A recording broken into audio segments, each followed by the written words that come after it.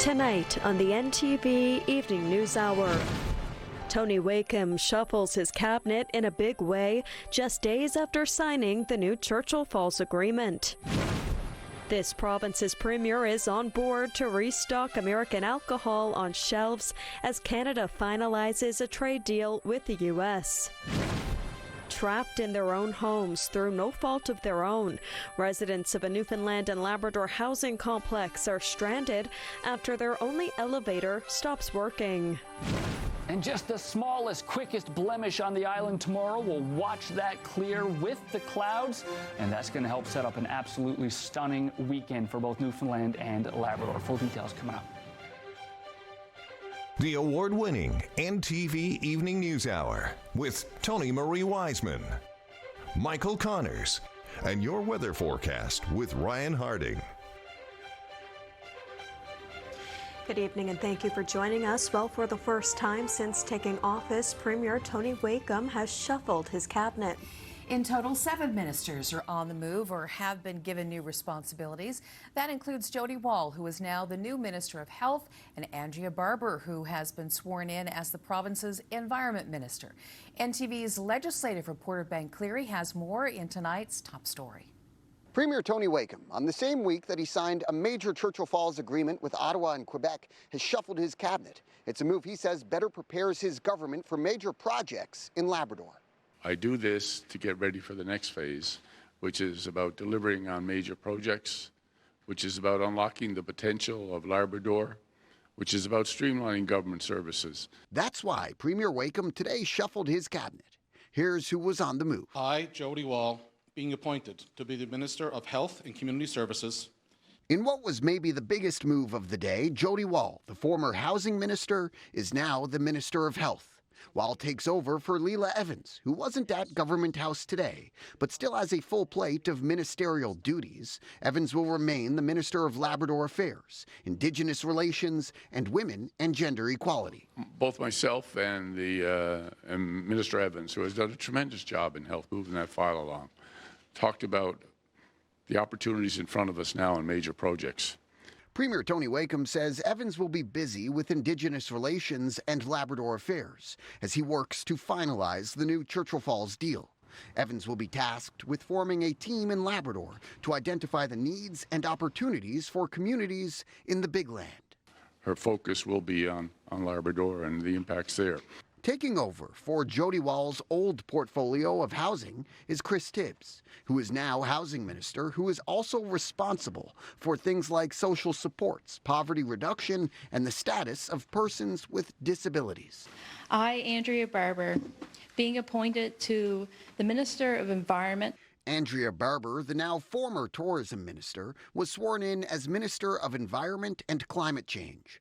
Barber has faced criticism in the tourism role for things like posting an AI-altered photo of the rooms online and for recent speeches in Beaumont-Hamel and northern France. But Wakeham says the move has nothing to do with that.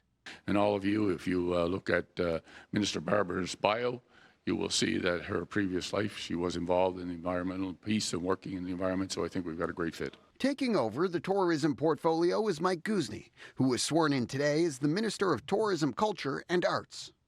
I, Lloyd Parrott. Lloyd Parrott, the Minister of Energy and Mines, has a few new duties now as well. Parrott is now the Minister of Red Tape Reduction and Labor, a move the Premier says is all about making sure businesses have an easy path to success. To businesses and communities that we want to make sure that we don't get in the way. Deputy Premier Barry Pettin keeps his old role as the Transportation and Infrastructure Minister and was also sworn in as the Minister of Municipal Affairs. Being appointed to be the minister responsible for the office of the Chief Information Officer. And Finance Minister Craig Party is now also the minister responsible for the office of the Chief Information Officer.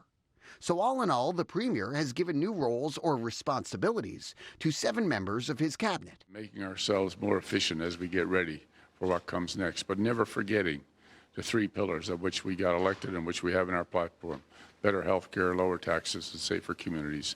And that's what we will continue to deliver on. Ben Cleary, NTV News. Well, as Ottawa works to finalize a new trade agreement with the United States, the Prime Minister has asked premiers to put American liquor back on Canadian shelves. As NTV's Bailey Howard tells us, Premier Tony Wakeham is on board. U.S. alcohol will soon be pouring back into Canada. A request from the Prime Minister to Canada's premiers. He asked all of the province shelves, and we all agreed. The discussion was raised as premiers met virtually with Prime Minister Mark Carney on Wednesday for an update on where trade negotiations stand between the two countries. He's confident that they will reach an agreement. American products were returned to Newfoundland and Labrador Liquor Corporation shelves in late 2025 after 10 months of sitting in store back rooms in response to tariffs. At that time, the province put out its existing inventory and donated $750,000 from the profits of the U.S. alcohol sales to the Community Food Sharing Association as of June.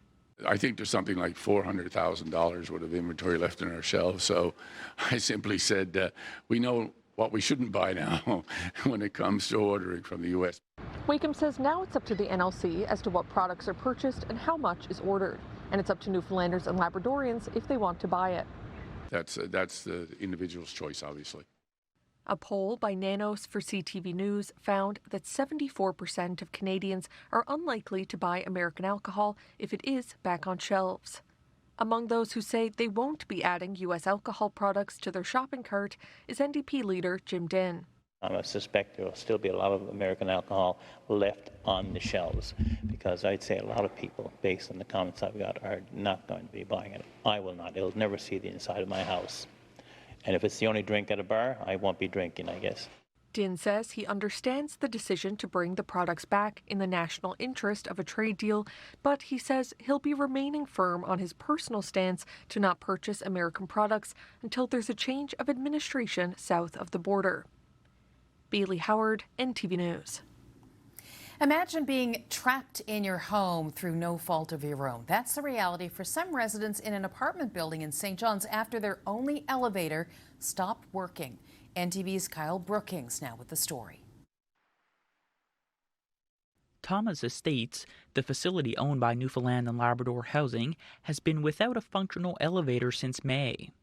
Some residents are unable to leave their homes, and others have to crawl down the stairs.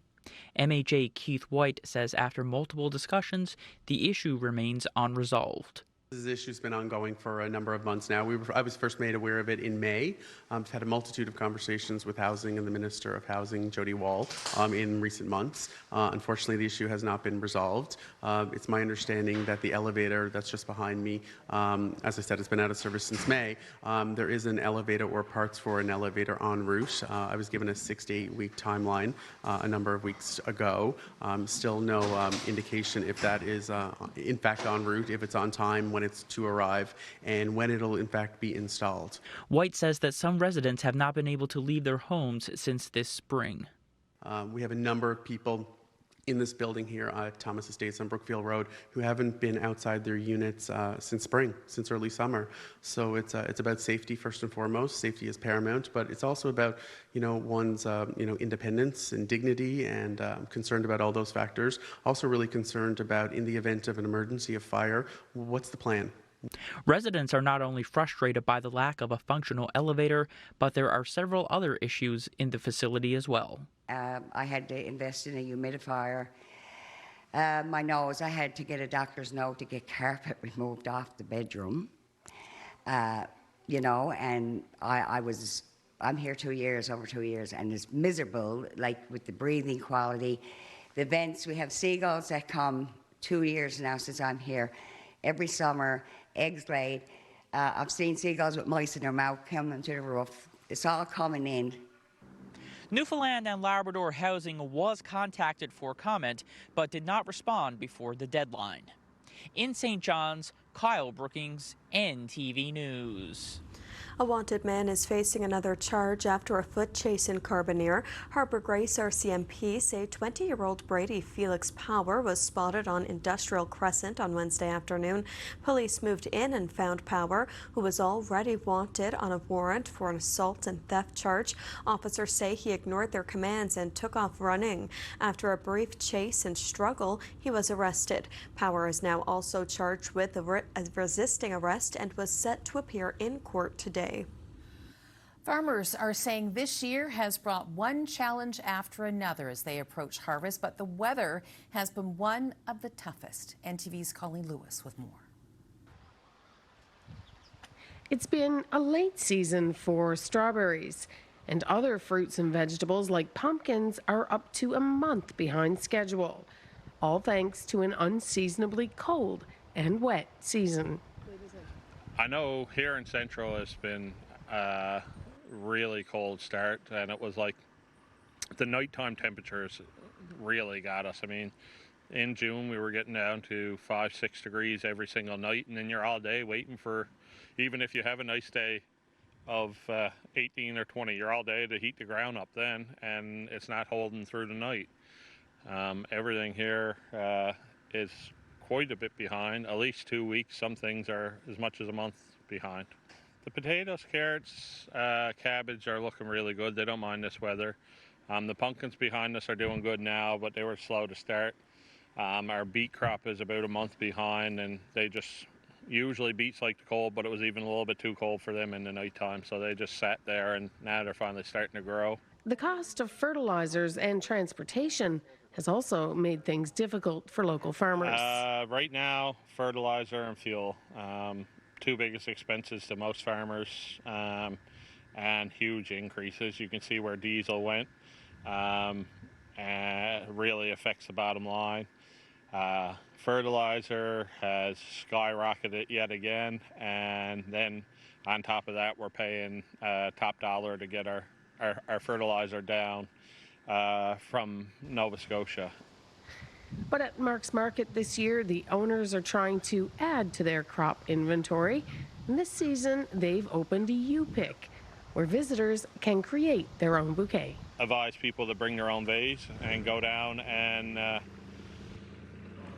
with a pair of scissors and pick your own bouquet. Whatever, you can pick as many stems as you want to make your bouquet, and build your own bouquet right from the farm. For NTV News, I'm Colleen Lewis in Wooddale.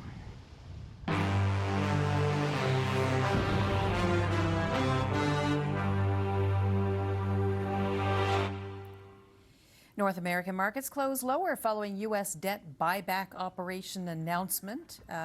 Let's look at what happened. So the TSX was down today, 36 points, closing at 36,365. Venture, though, up a little teeny-weeny bit by 1 point, closing to 973. The Dow down 704 today to 52,759. NASDAQ down as well, 264 to 26,067. Gold saw an increase today, $11.42 an ounce, closing at $4,527 US today per ounce. Brent crude also saw an increase of $1.90 a barrel, closing at $93.52. The Canadian dollar also up today 0.09 of a cent to 72.51 cents US. Fortis saw a drop 7 cents a share, $77.67 to close.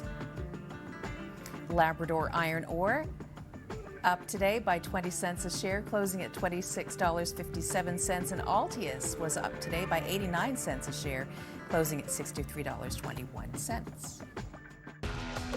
Tonight's weather brought to you by GMC's employee pricing for you. Get up to a $16,240 cash purchase credit today on a 2026 GMC Sierra Denali Ultimate. Well, Tony Marie, certainly was a rainy start to the day here in the capital city. It was, but it wasn't too cold. I mean, I think it's still, 18, 19 degrees, Ryan, right now, so it's still okay, but it's kind of dreary looking. Yeah, just wait till you see how warm it got in some other parts of the province here with the humidity specifically. So, yep, nailed it. 18 degrees, still cloudy in St. John's right now. Pretty well Well, just like we talked about last night, that south wind gusting as the day went on, and at times, the sun tried to poke out. It was there in spirit anyway, but not much to look at out there currently other than that cloud in St. John's. But we had it open up beautifully in some other parts of the province. We can see on the west coast there. Look at the start to the day at 8 a.m. in Corner Brook. The sun shined through, and you can see kind of poking out in St. John's as we flash through, only to settle in on that cloud into the afternoon in full. And where it was sunniest is where it was warmest. So let's look at the base temperatures first. You might have caught a glimpse, but I'm going to hide them. The feels like temperature. So Deer Lake 28, Grand Falls, Windsor through to Corner Brook 27. That's right where we had it at yesterday. Stephenville dropped a little bit on that base temperature. Look at Daniels Harbor, 17 degrees, a little wind off the water. Have no fear, humidity is here. 25 degrees is what that felt like. Look at Grand Falls, Windsor, 36 at its warmest. It was about an hour in there when it felt like that. And Deer Lake felt like 33. So we talked about it getting into the 30s for that feels like today. We've been talking about it since mid last week. In fact, watching that humidity tracker peak on the Thursday, and peaked it did. So it won't feel quite that warm into tomorrow. How warm was it? Well, it had the young bald eagles looking for some water. In fact, Kayla sending this one in. So thank you very much, Kayla. Don't get too close. They'll nip you. Look at the talons on that one. All right, move along, and where it's the warmest is the lower to the ground. The higher up you go, the cooler it gets into Grossmoor. Medina showing us that some friends from Germany in town hitting the summit on Grossmoor. So friends from Germany, welcome to Newfoundland and Labrador. To be fair, this wasn't taken today, and she did mention that on the way up was absolutely gorgeous. Then some of the cloud and fog came in, and on the way down was a little bit cooler, but that's not so bad. In 5:30, I admitted I've never been to Lansa Meadows. Well, let me tell you, I have been to Grossmoor. Look at that windswept here. That's circa 2005, I'd say. But he grew into the nose a little bit, thank goodness. Billabong hoodie and cargo shorts, 2005 all over it. Bonavista Peninsula joining in on some of that cloud. Carol Head showing us just that. A little further down into Dunfield. Look again, the day really tried, but who needs beauty in the sky when you've got it in the foreground? Look at all that color. Bernice reminding us that there is beauty regardless of the conditions of the day, and we're going to focus in on a brand new friend in Manuel's here. Now it's new to us, but NTV is not new to Belle, who I'm told by Darwin is an absolute top fan of NTV. Where'd you get that hat? How do I get one of those? Looks lovely. Thank you so much. Now, what we're going to see into tomorrow is that south wind that we're feeling right now on the Avalon turn west. We're already starting to see the turn on the western side, even as told by that light wind down in Port aux Basques. So into the overnight, early tomorrow morning, we're in that 20 to 40 kilometer per hour range on the western side. And then as the day goes on, we'll watch that south wind move and be replaced with a west wind. So what we're going to see is, again, some lovely temperatures on the eastern side. But as that wind turns, it is pushing cloud and a little bit of light rain with it. So as the day goes on tomorrow, we're just going to get better conditions right across the island. And we'll see something very similar up into Labrador as well. First, tonight, we'll get the cloud all coming right back together, and through the overnight we'll pretty well have a solid blanket there. Bonavista waking up to some sun, one of the only spots in the island actually. We have some very light rain, the one blemish as mentioned in the opening there, and that travels with that wind. So it lightens as it goes. There's only at most 2 millimeters in it. At least when it gets over to the Canagra Peninsula, it's just some drizzle. And then look at that line in the cloud opening up as we go. There's one little pocket of cloud that follows. There could be some dampness in it. Doesn't really accumulate to anything there. Meanwhile, over the Avalon, some weak clouds. So just like today, the sun's going to try to poke its head out through to the afternoon. But also just like today, there's a chance of some drizzle and some moments of some isolated showers in it, specifically because that cloud is coming from what we just talked about, a very humid portion of the province. So some dampness in those clouds, able to drop a little bit of light rain on its way. Once we get through Friday, that cloud is going to push completely off. And that west wind is also, by the way, keeping this rain out of sight for the Avalon, missing wide right. So watch the cloud together. It's a beautiful thing. We're just watching things get nicer and nicer and nicer through the Friday. I do want to point out up into Labrador, just like in Newfoundland, one little pocket of some light rain. In the afternoon, it brushes over Happy Valley Goose Bay. It looks to stay a little bit further north, to be fair. Rigolette up into Makovic does get some light rain in the afternoon, millimeter or two at most. Nothing to it. Then we're on with the day.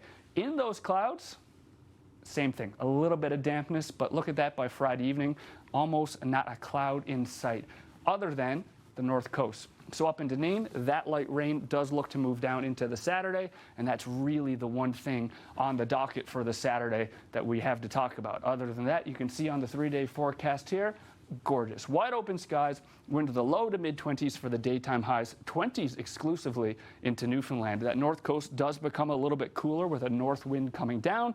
We're into the 22 mark for Happy Valley Goose Bay and getting pretty close to the 20 mark in Labrador West. And it looks to hold into Sunday too. A little extra cloud over parts of Newfoundland. We could pick that up in the 5-day forecast going forward. But I think Tony, Marie, and Beth, tomorrow's going to be an easy one, going to be a fun one, and we got a lot to look forward to for the weekend. Looking forward to it, Ryan. Thanks so much. Well, the Board of Trade says it's welcoming the expanded agreement between the governments of Newfoundland and Labrador, Quebec, and Canada on Churchill Falls. The organization says the project holds significant promise for the province, pointing to increased economic activity, improved power availability, job creation, and stronger provincial revenues. The Board of Trade says the deal highlights Prime Minister Mark Carney's acknowledgement of Labrador's development potential. The board is also commending Premier Tony Wakeham for choosing to open the House of Assembly for debate on the agreement.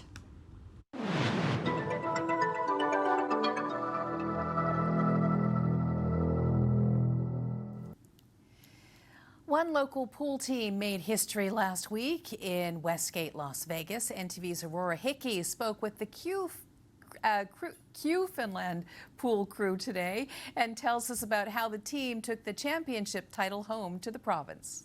A team of 5 amateur pool players joined forces to represent Newfoundland and Labrador in the 2026 Team Captains Championship Tournament.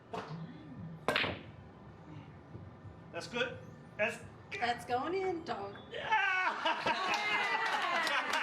The team consists of 5 players, most of whom had never played together before. Monica Butler is the operator of the NL East Canadian Pool Players Association and says each player had to win their spot on the team. These specific players actually are all team captains, so they run their own team. And as an extra bonus of being a team captain, when you run your own team, you are actually eligible to play in an annual championship event. So it's like a singles event. All the team captains come together, and then we award different team captains of different skill level abilities the trip to go to Las Vegas and to represent us in the Team Captains Championship event. Team member Harvey Reed says when the group found out they were going to Vegas, they had one goal: to have fun. Just wanted to go have fun as a team, which I feel like we did. We're all very relaxed, had a great time, experienced Vegas again, experienced the big tables that they have down there, and yeah, just go and have fun. And I guess like they say, it is more fun to win. Sasha Perret is a member of the Newfoundland crew and says the win was unlike anything she'd ever felt before. It was surreal. I didn't really know what to think.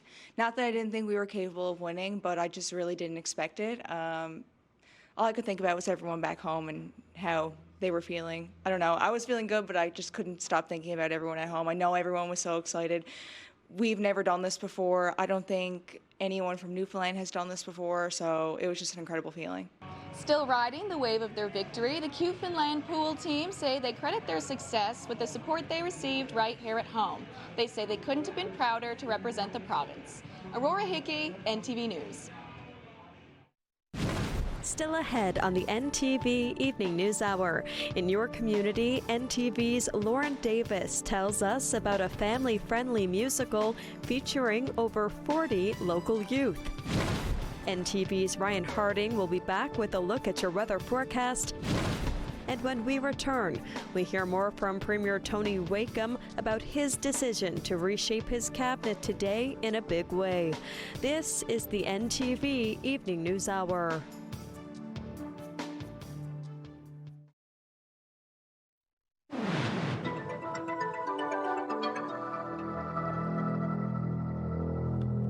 Welcome back. Well, tonight on the Inside Story, we hear again from Premier Tony Wakeham, who explains his decision to shake up cabinet this morning and move Labrador Affairs Minister Leila Evans out of the health portfolio. As you know, we've just made some realignment in our cabinet, and I do this to get ready for the next phase, which is about delivering on major projects, which is about unlocking the potential of Labrador, which is about streamlining government services and making ourselves more efficient as we get ready for what comes next, but never forgetting the three pillars of which we got elected and which we have in our platform: better health care, lower taxes, and safer communities. And that's what we will continue to deliver on. Health is the biggest department in the province. Why do we have a new health minister? Well, both myself and and Minister Evans, who has done a tremendous job in health, moving that file along, talked about the opportunities in front of us now in major projects. And what I intend to do is, as the minister responsible for Labrador Affairs and Indigenous Affairs, the responsibility for that department is going to be significant in the coming years, in the coming decade. So one of the things we talked about was her focus will be on Labrador and the impacts there.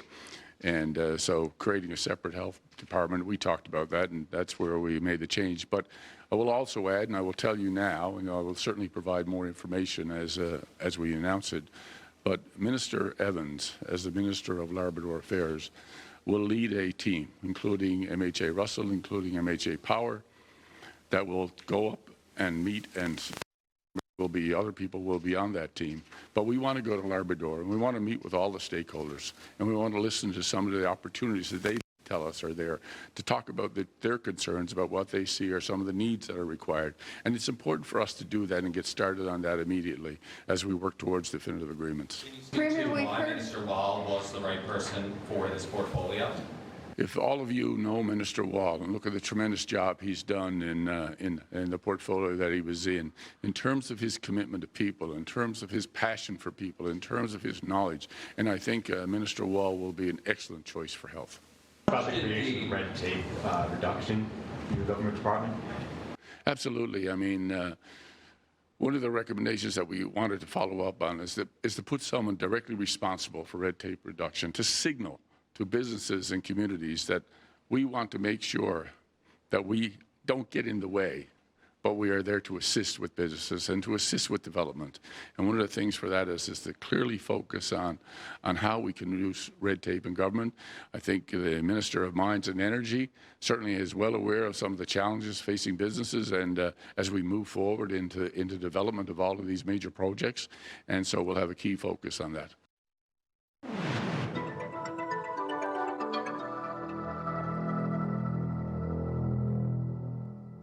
Police in Vancouver are working with European investigators to solve a cold case mystery.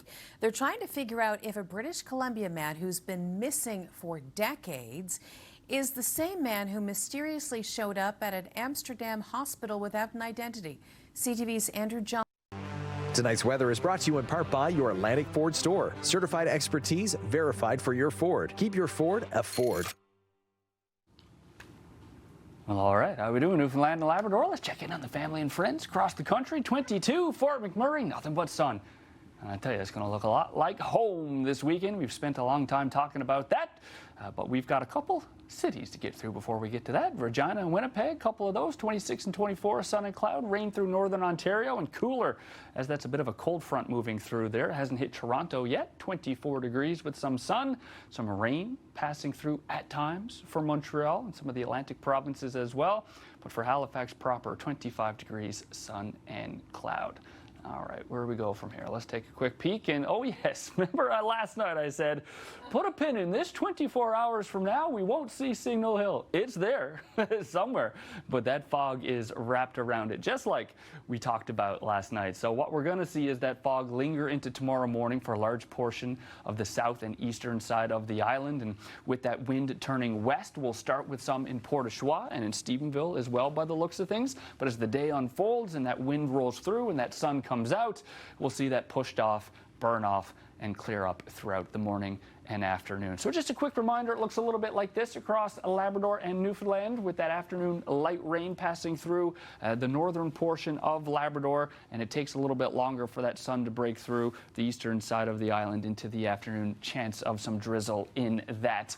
But listen, it's that west wind and the sun coming out that is going to fuel some temperatures, and we see a south wind benefiting St. John's first and early, 20 degrees there, and then we'll see the 20 20s be reached across a large portion of the island. The further inland you go, a little bit warmer it is. We'll hold the 20s outside of Labrador in the afternoon hours. So it was all that humidity today. So we'll track that for the eastern side into tomorrow, where it does exist, and it looks to peak in the afternoon. So even though that temperature does drop below the 20 mark in the afternoon for St. John's, it's not going to feel like it. And as there is some moisture in those clouds, I think that's going to add to some of that humidity. Falls right off through the weekend, though. So once that sun is shining through and we get that temperature of about 22 degrees, which we'll see on the 5-day forecast, it'll feel just like that. But look at next week. So let's put a pin in Tuesday, will we, and see how that looks when we get there. For the western side, look at the drop off here. Bang, right off. So it's still lingering in the morning and then gone. But look at Monday, Tuesday. Woo, boy. So again, today was in the muggy. We haven't gotten up to the humid yet. We'll keep our eye on Monday and Tuesday island-wide. And as the sun comes out, listen, usually if we have nothing but sun, it's a 7 on the UV index forecast. It looks like Saturday for the island and parts of Labrador, a 6. Still some sunscreen, probably, but not as bad as it is on some of those clear days. So there it is in all its glory, the Saturday and Sunday, 22 and 21. Enjoy it, because we got a little bit of rain coming thereafter, Monday and Tuesday. The temperatures hold, but it looks a little damper, and that could be some of that humidity in that. Hey, South Coast looks to fall a little heavier and a little earlier into Sunday night. Nothing but sun on that Saturday at 22. Once we get through those light showers tomorrow morning, I don't think that icon really helps for the full details of Friday, but we've gone over that, haven't we, in full. We see that very brief moment of some light rain in central tomorrow before we're off to a beautiful Friday afternoon and Saturday. Starts to cloud over at times on Sunday at 24 degrees, and there's that damp, humid Monday, Tuesday, 22, 24. Likely feeling a little warmer than that. To the west coast, sun and cloud on the Friday, right from start to finish. Nothing but sun on Saturday. Clouds over a little early on the Sunday, and that's what sets the table for the rain Monday and Tuesday. Temperatures 23 and 24. Nothing easier than that up into the northern peninsula. Lovely day in store tomorrow and Saturday and Sunday. Just a little bit cooler on the Sunday. Drops even further on the Monday with the arrival of the rain, and then we regain the temperatures Tuesday, but we hold on to that rain a little bit longer as well. Now, into Labrador, let's see what kind of trends we can pick up on here. Well, we got that coastal rain at times in the afternoon tomorrow. We'll see that on the north coast a little earlier. Sun and cloud Saturday and Sunday. Extra cloud on the Monday, and some light rain to get through on Tuesday. So again, that sun and cloud on Friday doesn't tell the whole story. In fact, it looks like where we're going to get the most cloud on the Friday night and into Saturday is the north coast for Labrador. So the sun pokes out, not unlike the Friday for the eastern side of the island, north coast and Labrador. We get the return of the sun and clouds Sunday and Monday, and then some rain to rinse off on Tuesday. As we head into Happy Valley Goose Bay, it's sun and cloud Friday through to Sunday. We'll get the rain in on Monday. Good for the land, I tell you. And then we'll finish that up at some point on Tuesday before the sun breaks back out and we regain some of those 20-degree marks. And over into Labrador West, well, we talked about some of the light rain passing through tomorrow afternoon. That holds with the sun and cloud in between. Saturday, Sunday looks lovely. And what's that on Tuesday? There it is, a little bit of a flash. So it looks like some of that rain could increase Monday night into Tuesday. And the temperatures, well, you know, high teens. That's not really what we're looking for in terms of some thunderstorms. And in fact, really, if you're paying attention on these 5-day forecasts, when the flash comes through, we haven't really been seeing it this season. A few times on the island and once or twice up in Labrador, but it shows up here more than it shows up in reality, doesn't it? So we'll keep our eye on it anyway. Tuesday and Monday seem to be the day in both portions of the province that we're looking at. 17, 18 degrees Labrador West. Nonetheless, a little bit of rain to get through. So we'll tackle that into next week. For tonight, we'll finish off very quickly with some temperatures. You can tell might be a little bit of a warm one as well. 17, 16 degrees. If you run hot under the sheets, then listen, AC's the night tonight. We can see that 16 in Grand Falls, Windsor, 15 in Corner Brook is going to feel closer to that 20-degree mark before that humidity breaks. And there we go. We see another flash across Labrador. I don't really see it, but the icon tells it. 12 and 13, a little bit cooler in Labrador West. We'll see you soon. We're going to take a break now, the NTV Evening News Hour, but do stay with us. When we come back, Mary Kate O'Neill is going to take us back to one of her tiny towns. Stay with us.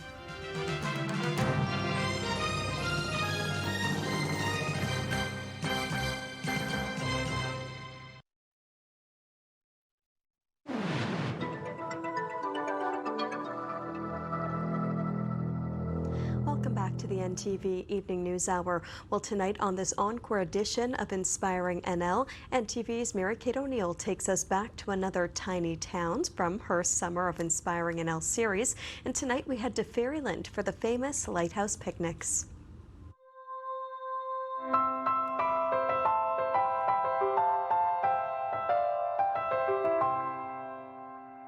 Lighthouse Picnics was kind of born from a love of place and a love of the view from this lighthouse.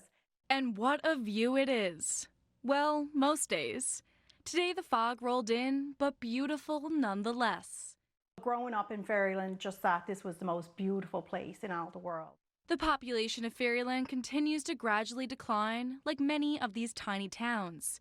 But people like Jill Curran bring both life and hope to these shores. We started it with just kind of a small idea, and over the years, thankfully, all these years on, have grown our business, have seen the same people come year after year, and also welcomed international visitors from all over the world. The Lighthouse Picnics in Fairyland began 21 years ago. And over the years, these blankets have seen many faces and people from all over the world come to view the breathtaking scenery. Oh my goodness, I wish I'd kept a little map of, pinpoints of where they've all been, but truly all over the world. And the lovely thing is we have Newfoundlanders and Labradorians living all over the world. So I feel like they're our best kind of advocates out there. They're telling people to where to, visit, because in our 20 years, we've never advertised. It's all just been kind of word of mouth. So it's been wonderful. But the lovely, lovely thing is we see the same people come back year after year. Just a short drive past the colony of Avalon, a quick hike, or a lift from By-Side Rides, and you are on your way. All that's left to do is pick a meal, a blanket, one of the many beautiful spots, and you have yourself a lighthouse picnic. We had that sad period of it being closed for about 20 years. I was living away and thought, why doesn't someone do something with the lighthouse? And then kind of went, I could be that person that does something with the lighthouse. So the concept of, well, if people were eating outside, they'd be having picnics. And Lighthouse Picnics was kind of born from a love of place and a love of the view from this lighthouse. It's one of the many initiatives that are drawing in crowds here in Jill Curran's hometown. She says while it's rewarding to see her idea take off, it's even better to see the Southern Shore flourish. There's a long-standing tradition of people creating small business opportunities in this community, and I'm happy to be kind of part of that culture now and hope we see more continue on in the future. But a great meal in a great setting just makes for a really wonderful day out and a day that people will remember. For Inspiring NL, I'm Mary-Kate O'Neill.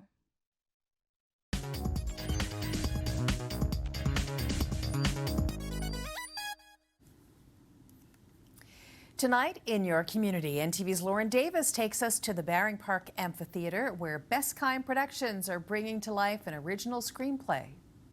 So I punched a wall, and I spilled with thread, and I ran around the house, and I scratched on my head, and pretty soon Mommy and Daddy said, Orchid, go to bed! I'm here at the Baring Park Amphitheatre for How Do You Get to Jelly Bean Row by Best Kind Productions, a theater show that is happening all this weekend. I'm here with Kyle McDavid of Best Kind Productions. He's one of the artistic directors. Now, Kyle, can you talk a little bit about the show? Yeah, How Do You Get to Jelly Bean Row is an original musical. I wrote it back in 2018, the script, music, and lyrics, and with music production by Peter Andrew McDonald, who did all of the instrumental stuff. So it's basically, you could call it a Newfoundland fairy tale, I would say. It's about a little girl who finds a time capsule that's 500 years old, and when she opens it, a curse is unleashed called the Curse of the Fog, which we all are kind of familiar with probably, enshrouds the Jelly Bean Row, the town, which is really St. John's, in fog, and there's a trio of nefarious villains that caused that to happen. And for the rest of the show, she's figuring out how to get rid of the fog, and there's all kinds of wacky and wild characters that she meets along the way, like singing puffins and dancing seagulls and all kinds of stuff like that. Mollyphaging. Verb. It means to extract color from your natural surroundings. To dye wool with moss to make cozy green socks. Or dye fabric with Frenchies. What is your favorite part about being in the show?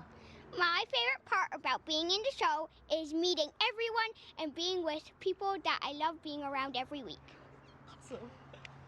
My favorite part is everything. My favorite part is performing for all these wonderful people in the audience. Oh, go away, me! Mother, listen to me. We're trying to have a time here, sure. Why is it important to have companies like Best Kind Productions for kids in Newfoundland and Labrador? I think theater is such a valuable outlet for kids of all ages, and not necessarily just the performance aspect, although that's obviously fun and wonderful and important, but it also fosters creativity and confidence and public speaking. Kids that have done these shows in the summer have gone on to, some of them have gone on to pursue theater, others have gone on to work in the media. They've also gone on to be engineers and doctors and all of that. And everyone that I've talked to have told me, not just me of course, but all of the amazing theater companies in St. John's, that their theater background as kids and teens was an invaluable part of their development. Now, I understand you have a few shows left this weekend. Talk a little bit about how you can get tickets and when it's happening. Sure. Well, the show is happening Friday night at 6:30, Saturday at 2 o'clock and 6:30, and then Sunday at 2 o'clock is our closing. Admission is at the gate. There's an admission table when you come. It's $20 for all ages, cash only. So, check out local theater here in Newfoundland and Labrador. How do you get to Jelly Bean Row? That's what's happening in your community. I'm Lauren Davis with NTV.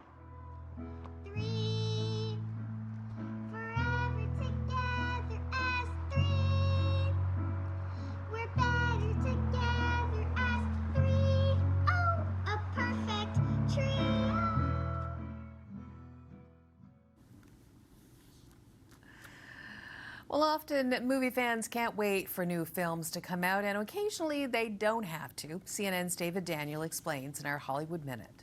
We're about to be short on time.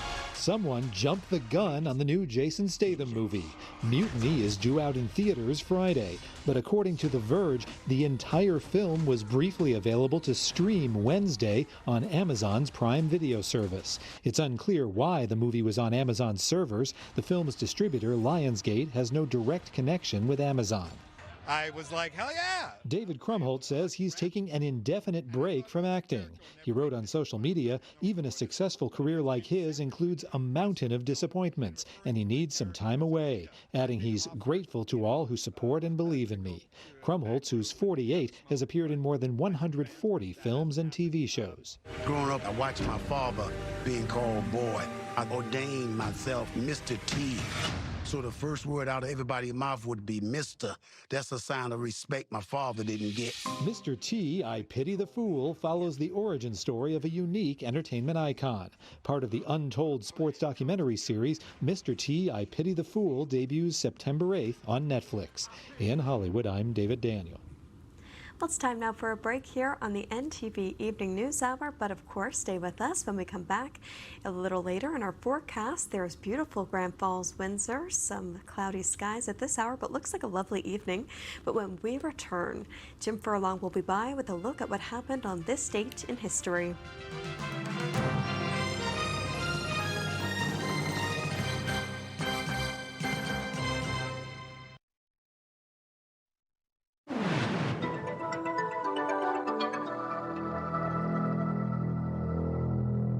Welcome back to the NTV Evening News Hour. Here now is Jim Furlong with a look back at events that happened today in history.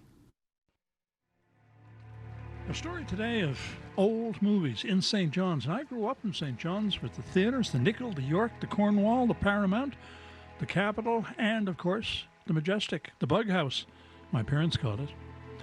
They were there in my childhood days. Now, only a few people will know and would be interested, like me, in the fact that the first talkie in St. John's, the very first one with sound, a motion picture with sound, that went to the screen in 1929, where?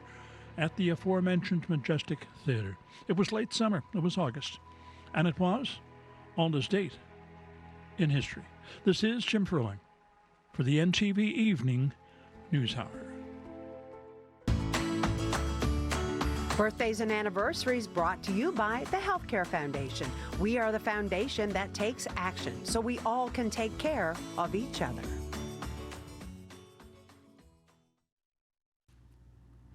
We're going to begin this evening with a photo of Margaret Pike. Margaret is celebrating a 93rd birthday. Happy birthday to you. Happy 56th wedding anniversary going out to Edith and Emrys Bishop of Seal Cove. Ina Atkinson of Corner Brook celebrating a 90th birthday. She's originally from Herring Neck. Kevin and Grace Kelly celebrating a 50th anniversary. Happy 55th anniversary to Patricia and Eddie Sweeney, now living in St. John's. Anne and Ted Cody and Mary and Wilf Boland are celebrating their 50th wedding anniversaries. Congratulations to you all, and you look beautiful in these photos. Happy 97th birthday to Beryl Clark. Jerry and Melinda O'Quinn are celebrating their 50th wedding anniversary in Codroy Valley. Donald and Ivy Spurl are celebrating their 60th anniversary in Long Beach. Happy 50th anniversary to Ruth and Eddie Billard of Port aux Basques. Dave and Myra Vader celebrating a 58th anniversary. Happy 54th anniversary to Melvin and Loretta Legg. Teresa and Cecil Taylor of Foxtrap celebrating a 58th anniversary. Happy 91st birthday to Anna Louvel. Doreen and Clyde Bursey from Lower Island Cove celebrating a 50th anniversary. Happy 92nd birthday to Virginia Payne in St. John's. Lavina Daly of St. Joseph's celebrating a 90th birthday, currently living at the Admiral's Coast Retirement Home in Kelligrews. Philip and Donna Stack of Petty Harbor Maddox Cove celebrating a 50th anniversary. Happy 59th anniversary going out to Vivian and Willis Penny. They live in Middle Arm. Steve and Noreen Martin celebrating a 50th anniversary. Happy 64th anniversary going out to Eric and Phoebe Thorne of Thornley, Trinity Bay. Ed and Geneva Penny celebrating a big 55th wedding anniversary. Happy 94th birthday to Olive Poole. Harry and Meta Elliott celebrating a 58th anniversary. Happy 62nd anniversary in Paradise to Clayton and Ruth Rice. Carol and Bob Follett are celebrating a 50th wedding anniversary. Happy 93rd birthday to Howard March in Corner Brook. Diane and Derm Flynn celebrating a 57th anniversary. Happy 95th birthday to Mrs. Florence Hopkins of Greens Harbor. Happy 58th wedding anniversary to Tony and Miriam Ivany. Happy 50th anniversary going out to Baxter and Gertie Pilgrim, Jane and Bruce Blackwood celebrating a 50th anniversary. Happy 92nd birthday to this lady. This is Mercedes Critch. Maurice and Catherine Champtoiseau celebrating a 60th wedding anniversary. Happy 60th anniversary as well to Marg and Paul Redsel of Holyrood. And finally this evening, we want to say happy 50th anniversary to this pretty happy couple. You're looking at Terry and Barb Young. All right, listen, not everything, in fact, not a lot that we show here is automated. These icons are, and last time in real time, we saw it add the thunder and the lightning in there, didn't we? I questioned it. Let's take a quick peek together. You look out across Labrador, nothing really showing that there, but that doesn't mean it's not on its way. So let's do this in real time and see if we can find some. If any, I guess it would be here pretty shortly. We got wind coming in a few directions, but honestly, that looks pretty harmless, and it's out the other side in Cartwright through the overnight. Some light rain finishing up in Happy Valley Goose Bay, and just like in Newfoundland, we have that west wind pushing the cloud over, and just a couple light showers passing through Labrador. So the icons say it, but when you put all the ingredients together, I don't love some thunder showers tonight for Labrador. Some cooler temperatures, though, compared to the island. Again, going to feel a little warm tonight in Newfoundland. It's an AC kind of night there, Beth and Tony Marie. It's going to be an AC kind of weekend as well. Can't wait to look at that tomorrow together. Absolutely. Thanks so much, Ryan, and thanks to all of you for joining us tonight on the NTV Evening News Hour. Coming up next on Global National, more on the incoming trade deal between Canada and the U.S. Good night. Good night.